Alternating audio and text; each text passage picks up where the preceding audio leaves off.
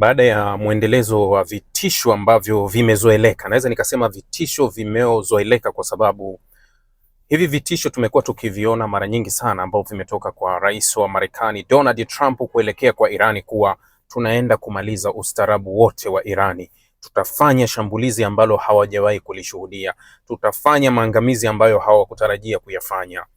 Dakika za jioni Donald Trump anatangaza kuwa kutokana na maombi yaliyopelekwa na Saudi Arabia, Qatar, UAE pamoja na Irani wenyewe, wameomba bwana Trump, usitushambulie, tuko tayari kuzungumza hivi sasa. Ndio sababu Rais Donald Trump akiwa kwenye Air Force One anatoka zake kule New Jersey alipokuwa akicheza golf, anarejea Washington, akaamua kutangaza kuwa nimetangaza rasmi kuwa nimesitisha mashambulizi kwa Irani. Natoa nafasi ya mazungumzo ambayo mazungumzo yataanza alasiri ya Jumatatu, na hivyo kuelekea kwenye kujaribu kutafuta suluhu. Another tackle. Naweza nikasema Trump always chicken out. Kuruka kwingine, Waswahili wa zamani wanasema ameruka kimanga. Kwa lugha nyingine ameruka kimanga, ndio unaweza kusema vile. Kuna fulana moja niliwahi kuiona, Marekani mmoja amevaa fulana, kwa nyuma imeandikwa kuwa kuna aina mbili ya wafuasi wa Trump. Ile fulana imeandikwa nyuma, kuna aina mbili ya wafuasi wa Trump, kwa yeye alichokiandika, kuwa hamna zaidi ya hapo. Wafuasi wa kwanza wa Trump ni mabilionea ambao huenda wanafaidika sana na migogoro au wanafaidika sana na hii vita kwa nafasi yoyote ile. Yeye ameandika wafuasi wa kwanza wa Trump ni mabilionea. Wafuasi wa pili wa Donald Trump, kwa mujibu wa ile t-shirt, ameandika kwa kutumia neno stupid. Sijui niliweke kwenye wapuuzi, wajinga. Nadhani ni hivyo, yani unaweza kusema labda wajinga au nini. Yani yeye kaandika katika muktadha mbili, kwa kuna mabilionea na kuna wajinga. Sasa mwisho anamaliza anasema, ukitaka kujijua we uko kundi gani katika hawa, ingia kwenye akaunti yako ya bank, halafu ndio utapata jibu kuwa wewe ni katika kundi la kwanza au wewe ni katika kundi la pili. Nadhani alikuwa akimaanisha hivyo, ima uwe bilionea ima uwe stupid. Sitaki kulizungumza kwa Kiswahili, najua mnafahamu, lakini ndio ilivyokuwa imeandikwa. Kwa hiyo aina mbili ya wafuasi wa Donald Trump. Mara kadhaa nimekuwa nikizungumza na wewe hapa kukuambia kuwa ni vigumu sana kumtetea Trump, na kama hata ukiwa una mapenzi naye bado ni kazi sana kulinda kile anachokizungumza ili uweze kukitetea. Chukulia kitu kimoja, kuwa mwanzo wa vita hii, mfano mawaziri wake wawili walikuwa sana bega kwa bega na yeye kwenye vita, kutoa taarifa, kuripoti, kufanya vyovyote. Waziri wa kigeni wa Marekani Marco Rubio pamoja na waziri wa vita Peter Hegseth, hawa wote walikuwa katika yale matishio ya Trump, tunafanya hivi, na wao walikuwa nyuma yake mara nyingi. Kwa nini huwaoni hivi sasa kuwa wanazungumza sana kuhusu hili, na ni kama vile wamemwacha Trump azungumze peke yake? Unaelewa sababu kwa nini? Kwa sababu anawatoa kwenye reli. Anawatoa kwenye reli, yani saa 4 kamili anasema kuwa tutafanya kitu cha hatari kabisa kwa Irani muda fulani, saa 4 kamili.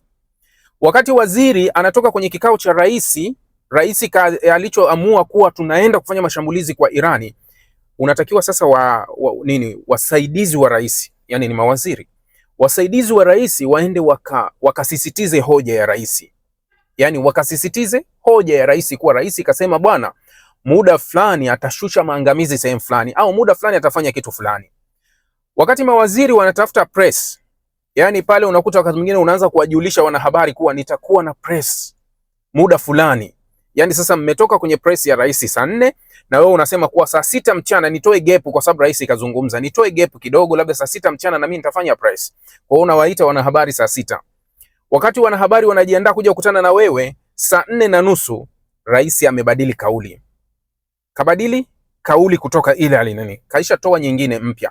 Wakati wewe unasema nitatembea na hiyo mpya ya rais ili niwaite wale watu wa press, kabla hujaenda kwenye press tayari yeye kaisha andika kwenye Truth Social. Au wakati wewe unazungumza na wanahabari ukiwa waziri, tayari mwenzako ameachia pale pale. Jambo jipya ambalo unakutana na swali la moja kwa moja kwa watu, rais kasema hivi, unalikataa vipi? Kwa sababu huenda atachokizungumza kitakuwa tofauti na wewe ambacho umewasilisha. Ni vigumu sana kutetea hoja ya Donald Trump. Ni vigumu sana. Ni vigumu kwa sababu amedhihirika si rais mwenye msimamo, wala haelewi anataka kukifanya nini. Nadhani gazeti la Israeli wiki jana la Hayom lilikuwa limeandika makala moja ndefu tu ikielezea kuwa hawaelewi, unajua tunakwenda wapi? Yani Trump anataka kuwapeleka wapi? Yani wafuasi wa Trump wenyewe hawaelewi tunakwenda wapi, hatujui. Gazeti hile likatolea mfano, si tu kuwa hawaeleweki wanakwenda wapi, likatolea mfano kupitia gazeti la The New York Times wiki iliyopita, wakati limetoa makala ndefu sana kuhusu mwelekeo wa vita na washirika wa Irani, kuhusu uaminifu wa Marekani na washirika wake. Imekuwa ni tabu kwa sababu Marekani hasimami kwenye ahadi, yani wala hasimami kwenye msimamo. Kwa hiyo anawapa wakati mgumu sana washirika wake kuwa tunakwenda wapi, hatueleweki, yani tunafanya nini. Mfano The New York Times ilichoandika ikasema, mfano chukulia Marekani na Saudi Arabia walikuwa kwenye mazungumzo marefu takriban miezi minane walikuwa wakizungumza kuhusu swala ambalo Marekani walilitangaza mwezi uliopita kuwa Saudi Arabia itaanzisha urutubishaji wa urani ambao itakuwa inashirikiana na Marekani. Rais Donald Trump akasimama kwenye vyombo vya habari akatangaza kuwa wamefikia makubaliano na Saudi Arabia ya kufika hapo kurutubisha urani na mambo mengine ambao yeye Donald Trump kwenye taarifa yake awali akasema ni mkataba wa mabilioni ya dola. Of course ni mkataba wa mabilioni ya dola kwa Saudi Arabia. Ndani ya saa 24 toka tangazo la Donald Trump akaja kubadili kauli tena. Kuwa ili Saudi Arabia wafikie hayo makubaliano na Marekani atimize kwake, inabidi Saudi Arabia wasaini Abraham Accord, ule mkataba wa Abraham, yani wa kujiunga na Israel. Kuna rafiki yangu mmoja aliniambia, tumesubiri wiki nzima tusikie kauli yoyote inayotoka Saudi Arabia kuhusu kauli ya Donald Trump, na umesikia kimya. Yani Saudi Arabia hawajajibu chochote kuhusu hiyo kauli. Maana yake kuwa jibu ni yes, yani Saudi Arabia wamekubali kuwa wataanzisha uhusiano na Israel. Huu ni mgogoro mwingine mpya, sijui itavyokuwa, lakini Saudia mpaka leo hawajatoa tamko lolote kuhusu hicho ambacho ninachokuelezea hapa. Mwandishi alichokuwa amekusudia hapa kusema kuwa ni Marekani sio aminika, kwa sababu amezungumza na Saudia muda mrefu, anakuja anatoa kabisa mpaka kwenye vyombo vya habari, dunia inatangaziwa ndani ya saa 24 baada tu ya Israeli kusema kuwa hatukubaliani na mpango huo. Donald Trump anaongeza sharti jipya kwenye mazungumzo yaliyochukua miezi 8. Yani ni kitu cha ajabu. Ndio hiyo unasema kuwa anaaminika kiasi gani, yani hata kwa washirika wake wanaweza kumuamini kiasi gani, kwa sababu ili uendelee lazima washirika wako waamini. Sasa washirika wako wanaweza kukuamini kiasi gani? Tishio sijui la ngapi, mimi nimechoka kuhesabu haya matishio, na nataka sijui ni ngapi Trump always check out, sijui ni ngapi. Wewe mwenyewe unajua kuwa ameitisha sana Irani, vyovyote ilivyokuwa. Sasa katuletea the same story, hadithi ile ya kila siku kuwa Irani wameniomba, Qatar wameniomba, Saudi Arabia wameniomba, sijui nani wameniomba, wanakuomba. Sasa Irani kupitia msemaji wa Wizara ya Mambo ya Nje ya Irani Ismail Baqai, yeye alichosema kuwa hakuna sehemu sisi tumepeleka ombi, hatuna sehemu yoyote tuliyopeleka ombi la Marekani kuwa sisi tuna mazungumzo naye, na wakatoa taarifa wakasema kuwa hatuna mazungumzo. Sasa kama kutakuwa kuna taarifa ya mazungumzo, kwa mujibu wa msemaji wa Wizara ya Mambo ya Nje Ismail Baqai, ni kuwa labda muda huu ambao Donald Trump alisema kuwa Jumatatu tutakuwa tuna mazungumzo, wapeleke proposal mpya, au Marekani aamue kukubaliana na proposal ambazo tayari zimekuwepo, ambao nyingi zimeleta utata, kuwa hiyo iko hivyo, ili ije iainishe kuwa yes wapo kwenye mazungumzo. Lakini kama tunatafuta kuwa wapo kwenye mazungumzo, Irani wanajibu kuwa hatuko kwenye mazungumzo ya aina yoyote na Marekani, na wala sisi hatujamuomba Marekani usitishaji, isipokuwa waziri wa mambo ya nje wa Irani Abbas Araghchi alitumia ule muda wa vitisho vya Marekani, yani ule muda Marekani aliitisha Irani kuwa tutaishambulia, yeye aliitumia kuzungumza na mawaziri wenzake katika nchi ambazo Marekani anawasiliana nazo: Pakistan, Uturuki, Saudi Arabia, zote amezungumza nao na hasa alivyozungumza na Prince Faisal bin Farhan, waziri wa mambo ya nje wa Saudi Arabia, akamsisitiza akamwambia kuwa ukweli kuwa mashambulizi ya Marekani kuelekea kwetu, sisi tuko tayari na vikosi vyetu viko tayari na majibu yetu yatakwenda zaidi, kuwa kile anachokusudia ukifanya kwetu na sisi tutakifanya zaidi. Manake kuwa Irani walichosema kuwa walikuwa wako tayari kupokea mashambulizi, lakini walikuwa wako tayari kuyajibu kwa nguvu ambayo Marekani ameifanya kwao. Ndio jibu walilolitoa. Sasa kukaja na taarifa kuwa Trump alizungumza vitu viwili wakati kwenye Air Force. Anasema kuwa kuna mazungumzo ambayo nimeambiwa yanaendelea vizuri, ambapo haya mazungumzo yatatoa majibu kuhusu Irani haitokuwa na nuclear. Yeah, the same song. Yani huu ni wimbo ambao kila siku anauimba, na mimi nilishaufafanulia sana mara nyingi. Nimezungumza na wewe, ni lini na wakati gani Irani waliwahi kusema wanataka kutengeneza nuclear? Lini, wakati gani? Sasa pale unaposema kuwa wamekiri kuwa hawatakuwa na nuclear, wakati gani walikiri kuwa wanataka kuwa na nuclear? Yani unaenda kujipa ushindi kwa mechi ambayo tayari ilishachezwa. Kitu hicho hakipo, yani wao hawajawahi kukizungumza. Alafu wao wanakuja kusema kuwa wamekiri wao kuwa hawawezi kuwa na nuclear. Tayari walishafanya hivyo toka kwenye JCPOA ya Barack Obama. Walishafanya hivyo kwenye makubaliano yote ya nyuma kuwa sisi hatutafuti silaha za nuclear, sisi urutubishaji wetu ni wa amani. Mara zote wamezungumza hivyo. Sasa kwa nini wewe kupitia kitu ambacho kuwa wao wenyewe walishasema kuwa hakipo, halafu wewe ndio uhalalishie useme kuwa eti huo inawezekana ukawa ndio ushindi wako umepita? Hapana, hii ni aibu. Hii ni aibu kupitisha ushindi wa namna hii, kwa sababu tayari wao hili swala hawana swala la nuclear. Lakini Trump akazungumza jambo la pili, akasema kuwa mazungumzo haya yataleta utaratibu mpya wa kufunguliwa kwa Hormuz.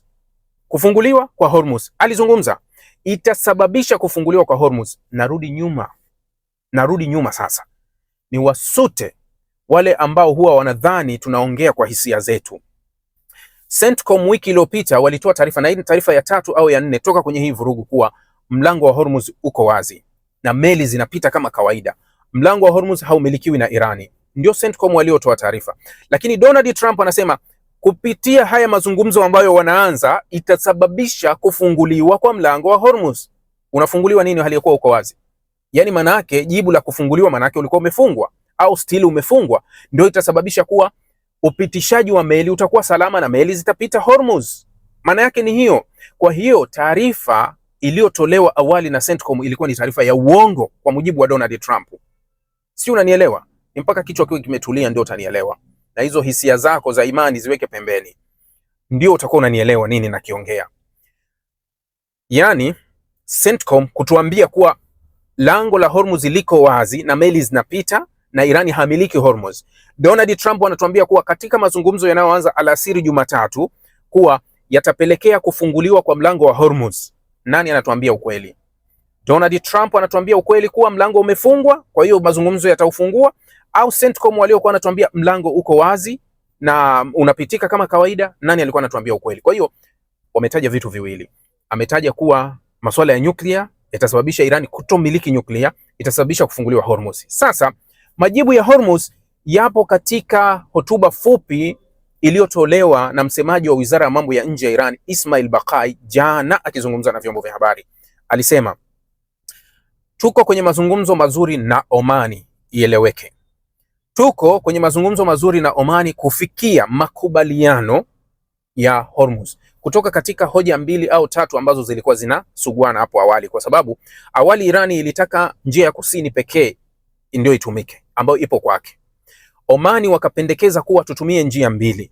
Tutumie njia ya kusini na ya kaskazini ambayo iko upande wa pili wa Omani. Lakini Omani wakapendekeza kwa Irani kuwa uratibu, yani kuwa meli zitaomba kupitia Irani, halafu Irani atatoa idhini, akishatoa idhini zile meli zinaweza kupita kokote. Irani akaikataa. Akasema haiakisi usalama wake, kwa sababu alijua mchezo wa wazungu. Ikiwa itakuwa hivyo, hamna meli itapita kwenye njia ya Irani. Meli zote zitapita njia ya Omani ili kumkomoa, yani kuondoa ule udhibiti wake, kwa sababu wao wanazicontrol kwa kiwango kikubwa. Kwa hiyo Irani akakataa.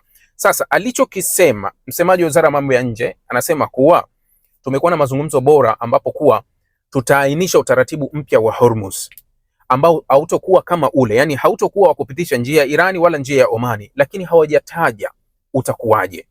Nadhani tuwape muda, tusubiri tuone kuwa hii njia mpya ambayo inatajwa ni njia gani na itakuwaje na utaratibu wake ukoje. Kwa hiyo baada ya hili la Omani na Irani kufikia makubaliano, ndio linahitaji sasa lipelekwe kwenye meza labda ya nani, ya bwana Trump akatie baraka, au yeye akiona ile mimi silitaki. Lakini Irani wakasisitiza kuwa mazungumzo ya Irani na Omani, yani wanasema mazungumzo yetu sisi na Omani ambao ndio watoto halisi wa yani watoto halisi wa mwenye mmiliki wa mali, naweza kusema kuwa hawa ndio warithi wa marehemu.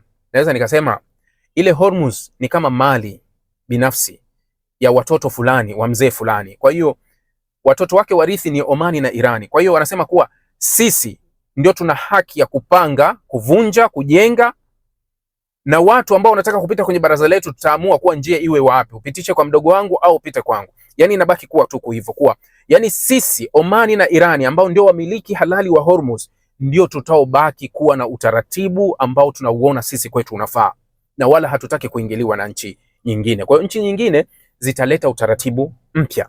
Sasa hatujui nini ambacho kitakuja kutokea, kwa sababu hii taarifa imekuja limited, yani haijamalizwa. Imekuja taarifa kidogo ametupa kuwa itakuwa hivyo. Sasa tunasubiri hiyo taarifa ambayo itakuja kutolewa kati ya Iran na Omani kuwa wamepanga utaratibu gani. Sasa hapo ni ima Marekani akubali kujiunga na utaratibu mpya wa Irani na Omani, au aamue kukataa, sikubaliani na hili na aanzishe vurugu. Inua drafti, umepigwa zile, mtu kaenda king, unavuruga drafti, mnaanza upya tena.